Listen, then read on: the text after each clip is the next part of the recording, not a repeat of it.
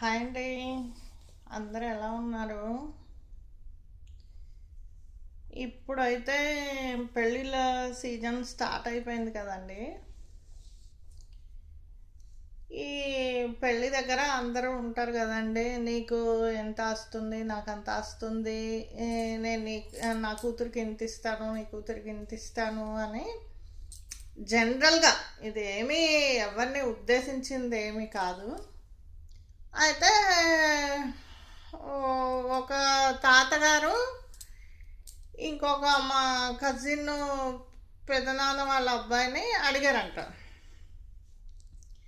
ఒరే, నువ్వు కట్నం ఎంత ఇస్తావురా, నీ కూతురు పెళ్ళికి ఎదిగింది కదా అని అన్నాడంట. నీకు ఎంత వస్తుంది అని అడిగిందంట. అడిగితే ఆయన చెప్పిండంట, నా కూతురు కళ్ళల్లో ఉన్నంత సంతోషమే నా ఆస్తి అని చెప్పిండంటండి. మరి ఆయన చెప్పిన దానికి అర్థము మీకు ఎవరికైనా తెలిస్తే నాకు కామెంట్స్లో చెప్పండి.